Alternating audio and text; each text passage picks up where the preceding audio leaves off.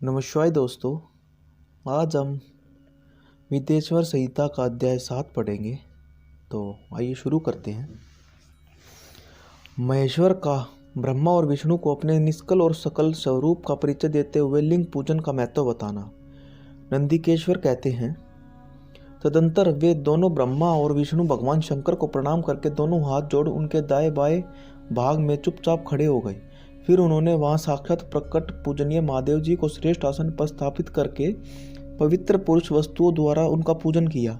दीर्घ काल तक अविकृत भाव से सुस्थिर रहने वाली वस्तुओं को पुरुष वस्तु कहते हैं और अल्प काल तक ही टिकने वाली क्षण भंगुर वस्तुएं प्राकृत वस्तु कहलाती है। इस तरह वस्तु के ये दो भेद जानने चाहिए। किन पुरुष वस्तुओं से उन्होंने भगवान शिव का पूजन किया यह बताया जाता है।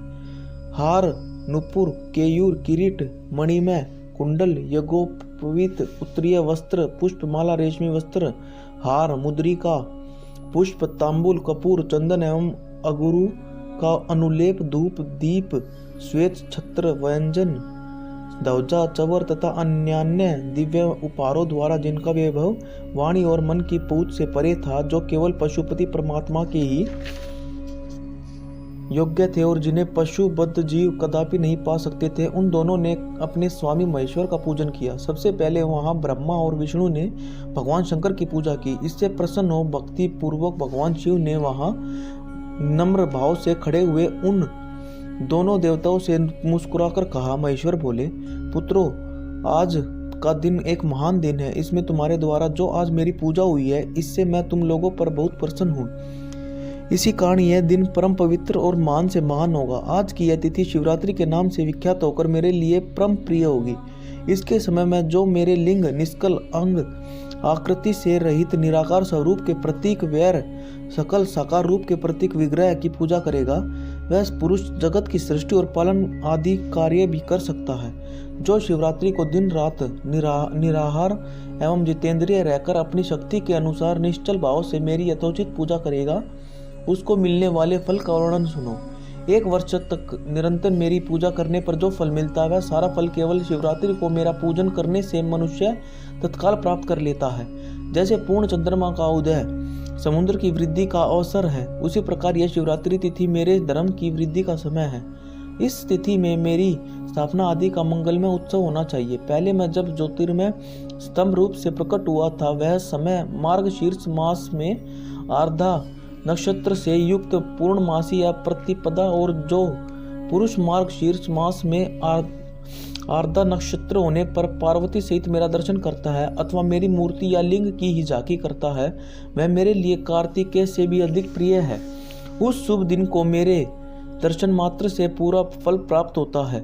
यदि दर्शन के साथ साथ मेरा पूजन भी किया जाए तो इतना अधिक फल प्राप्त होता है कि उसका वाणी द्वारा वर्णन नहीं हो सकता।